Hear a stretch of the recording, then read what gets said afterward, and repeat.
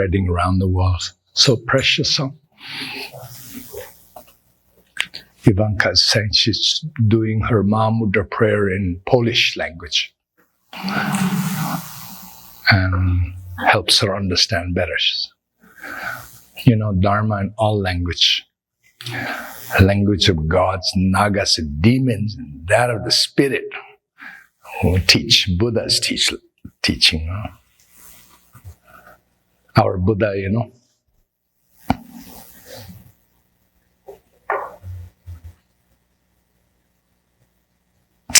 Our Buddha. Actually, it's Buddha.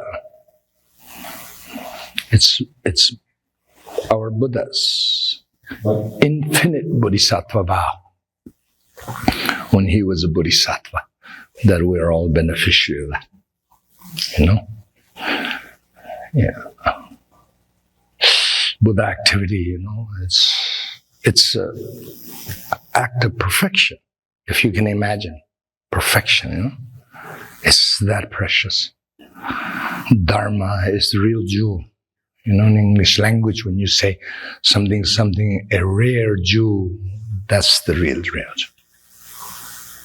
Wish fulfilling. It fulfills all our wish. All this misery, confusion, illusion, pain, suffering, and joy and happiness, temporary and ultimate happiness. It comes from this. That's how precious it is, you know. Yeah. So now we're in Dharma. Luckily, you do keep on doing Nyungne like this. You will not get saturated, completely soaked and saturated. Otherwise, like, you know, people soak and saturated. You have karma, Buddhist karma, you know, something, but then it's still many of the time one step forward, one step backward. You're back to square one, you know, like this again, many times. Yeah, and then people, you see in our 35 Buddha confession prayer, you see, one of the things that once you realize, understand circumstance, situation of samsara correctly, it's you want to really purify the karma, you know, completely. Like the Hinayana practitioners, when they see it's very serious, they're very serious people. Once they see it, like, this is like a fireball, and this is like, I never want to go, I never want to have anything to do with it.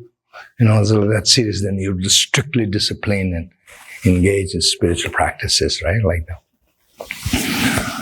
So in our case, we have to be able to see it that way too, but then a little bit with a different attitude, and that is like, I have to help also, you know, help everybody else. Then also you have to realize that you don't have ability to help now.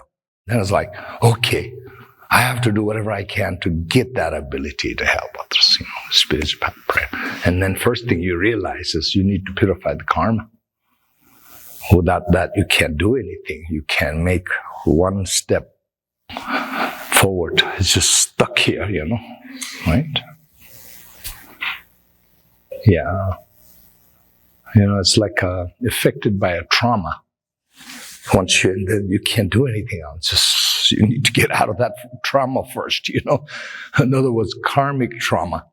You need to clear that through therapy, Dharma therapy session, like Nyungne, you know. Yeah. You see, in our 35 Buddha confession prayer, whatever past thing I say, you know, presence of 35 Buddha and all infinite Buddhas. I sincerely, with my sincere heart, wish to overcome all this mess. You know, may you all be my witnesses. You know, this time I mean it. I want to come up clean. Whatever, you know, mistakes I've made in my past life with 5 poisons. When I was born in this, when I was born like this, when I was this, it did all kinds of stupid stuff.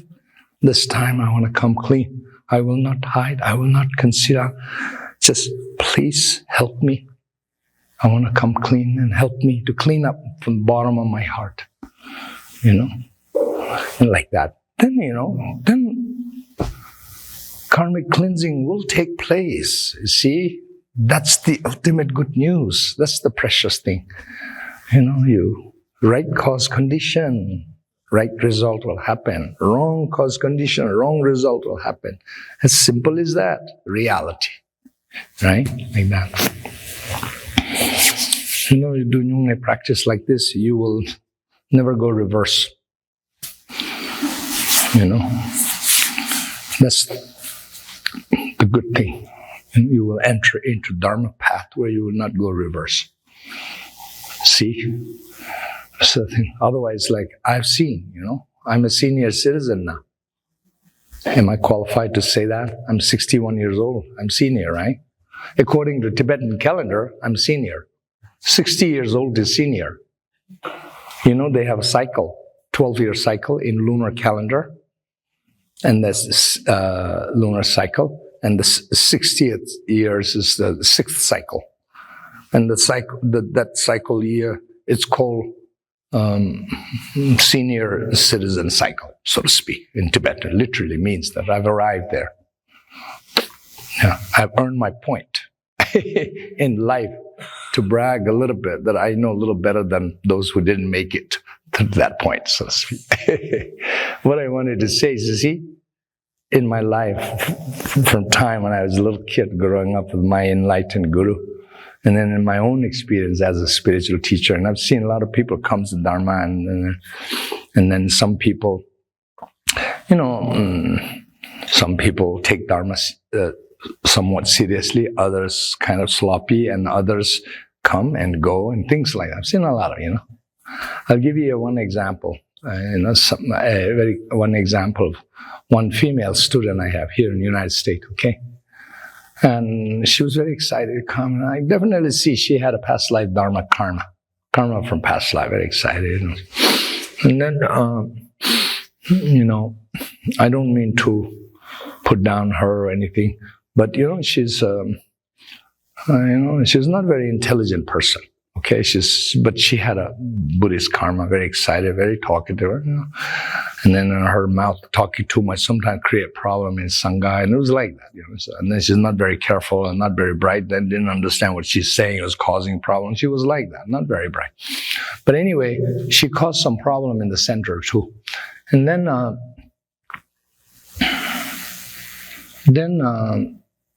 she kind of left.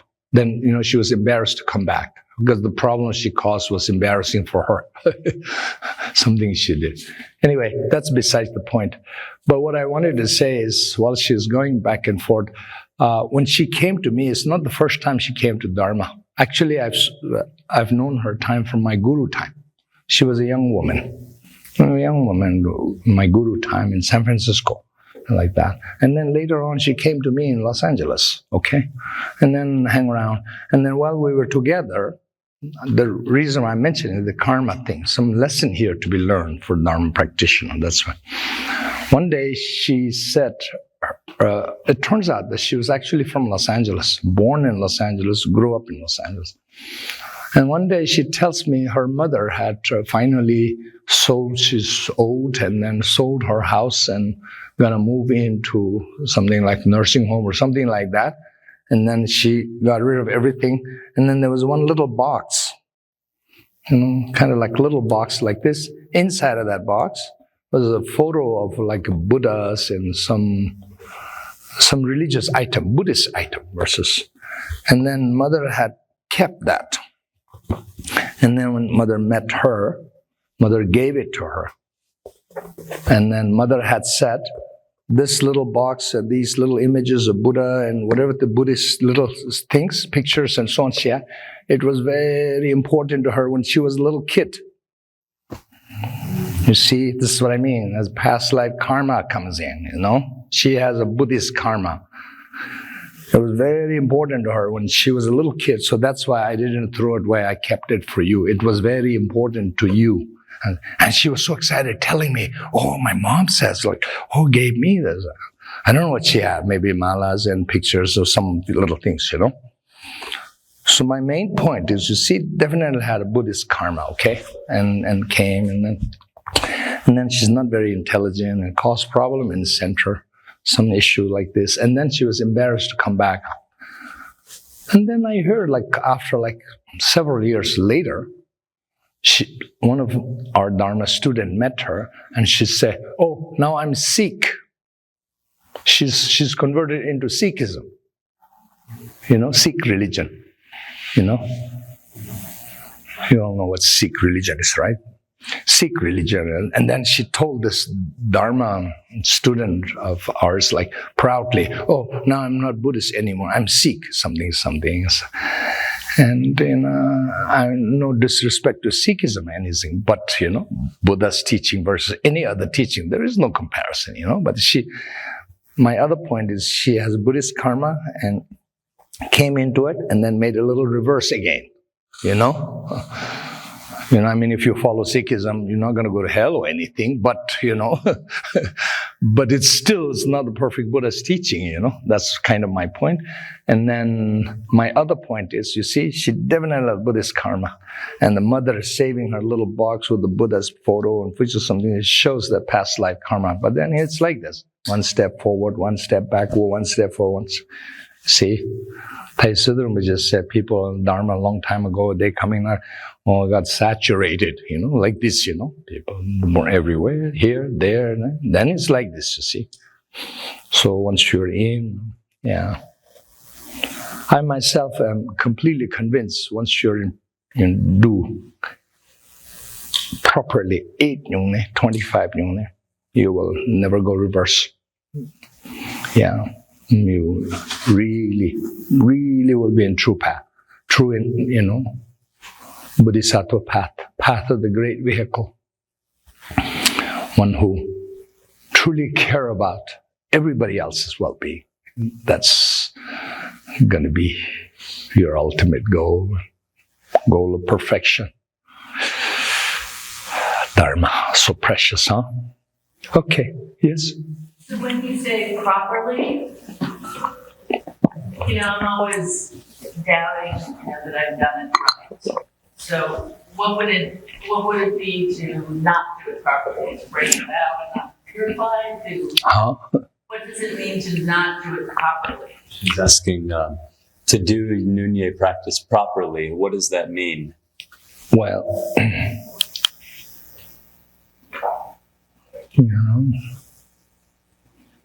sincerely, seriously, and and don't be a loser, like that. That's what I mean,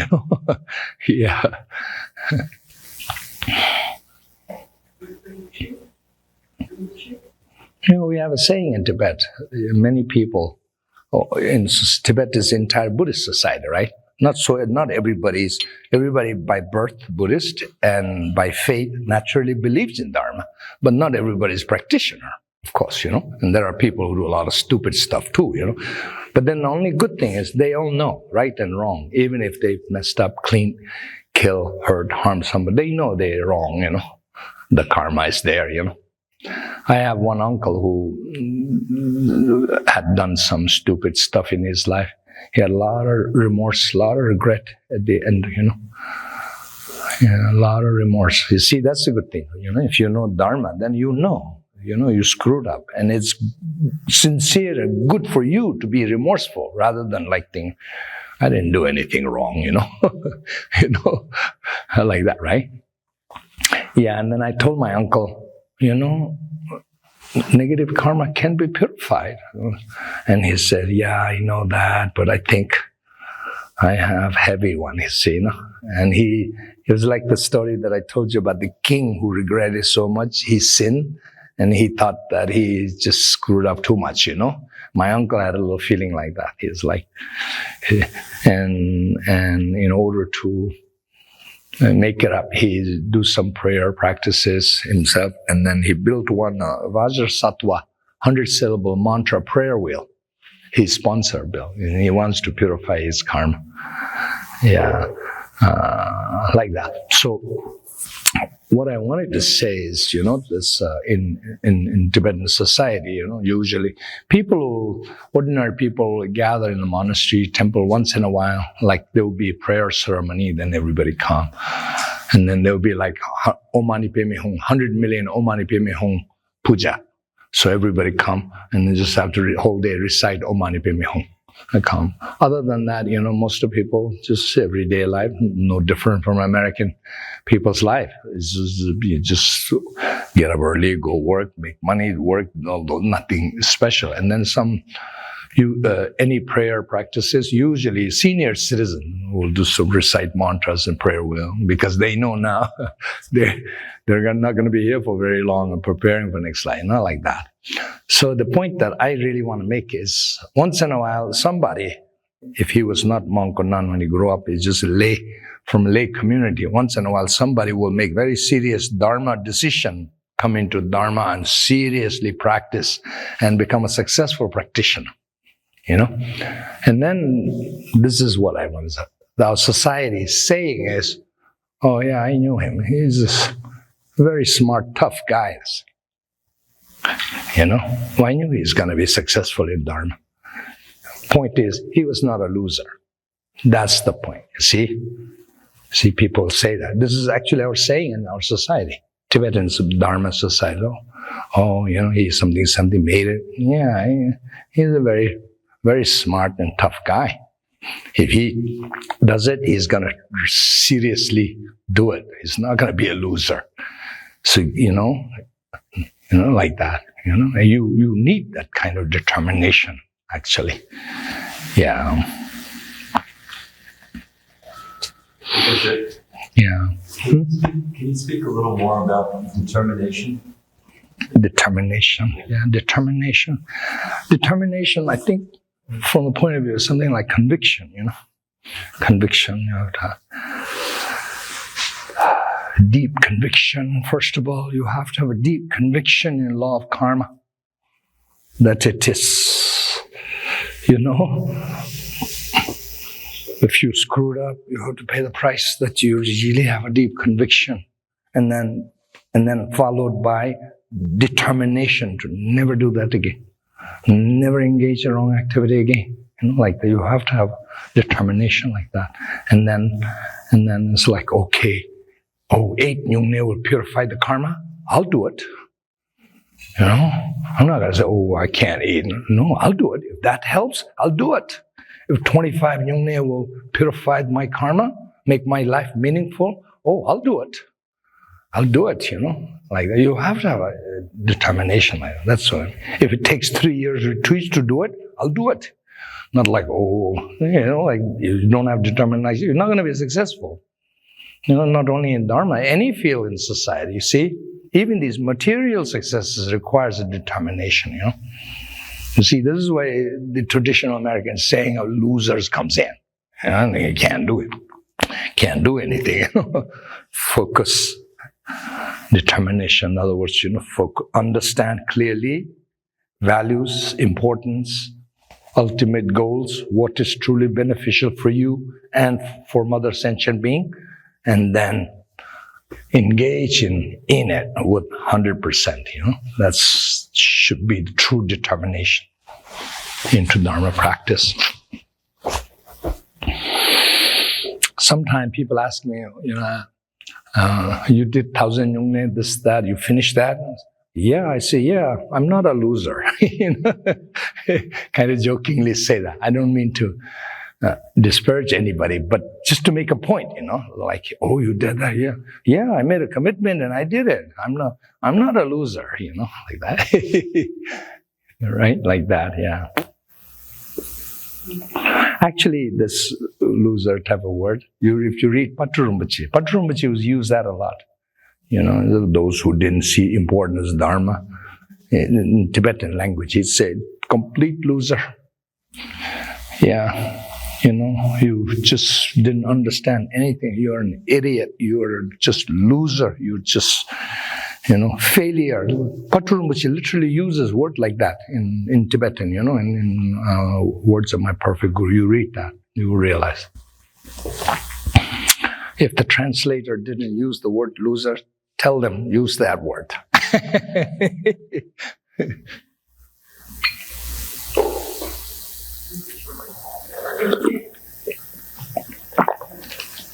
Just asking question.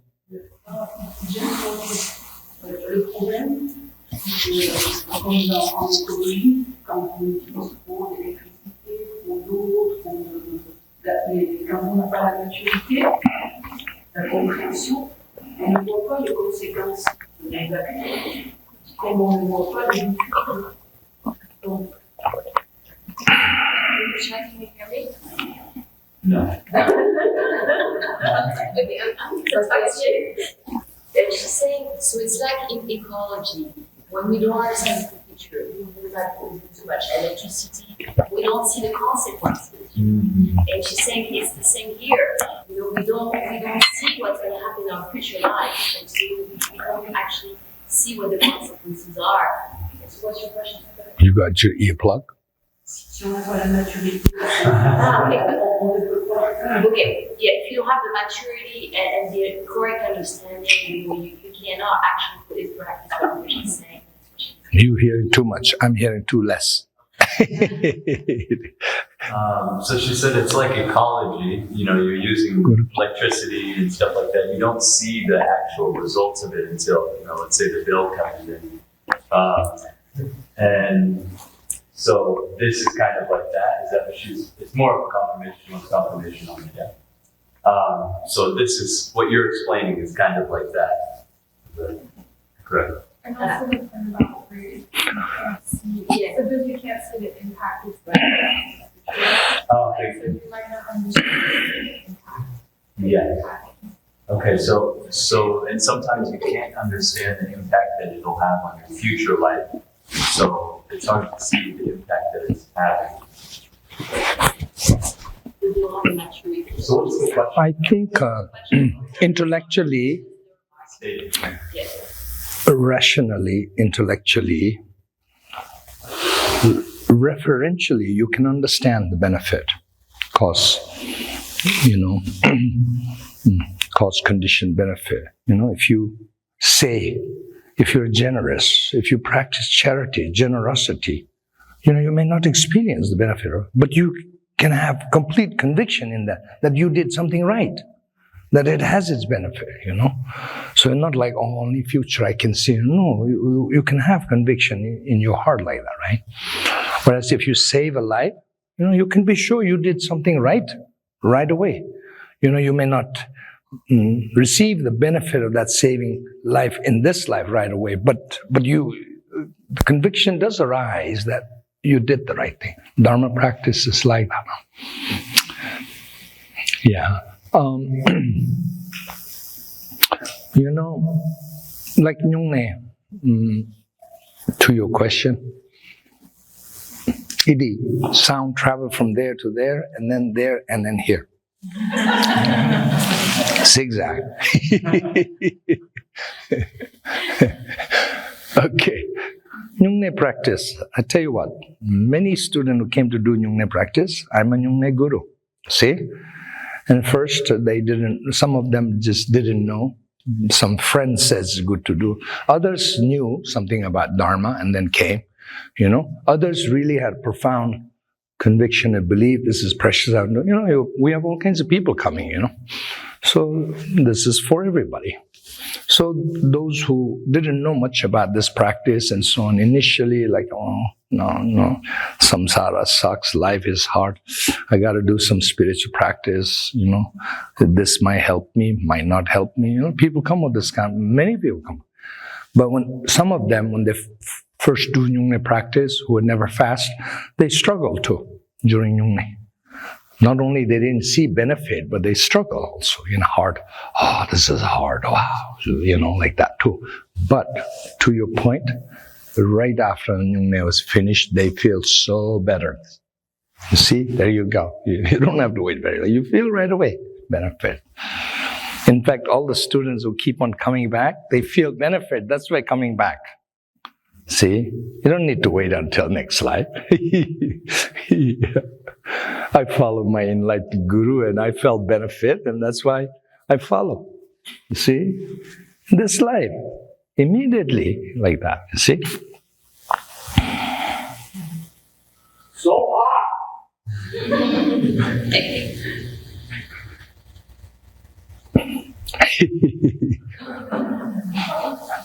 John is little cuckoo.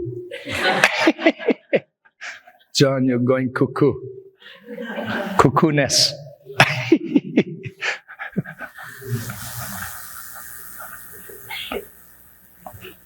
Rinpoche said that mentioned when talked about the Sutra of Three Hips one day, that with Vajrayana practitioner should recitate Three Hips Sutra 3 times a day, 3 times a night.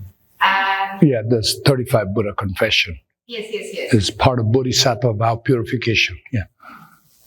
And what's your question? Can you tell us something more about this kind of purification? What's the benefit of recitating sutras? And the next question is, why everything is 3 times? 3 times. Because we repeat everything 3 times. Yeah. And 7 and 21, but 3 times it's almost everything. Yeah, it's, well, if you say refuge prayer 3 times, it's to make sure that you sincerely mean it from the bottom of your heart. And one prayer signifies prayer to Buddha. Second prayer signifies you sincerely pray and take refuge in Dharma, take refuge in Sangha, all 3, like that, So it's sincere. And it's like one time you just sloppy and just kind of saying you really mean it type of thing, right? Like that. This purification, 35 Buddha confession is from the point of view of Bodhisattva vow. Remember that, okay? You cherish this vow so much. Once you realize you found a wish-fulfilling jewel. Wish-fulfilling jewel, not anything. Wish-fulfilling jewel. You want to cherish that.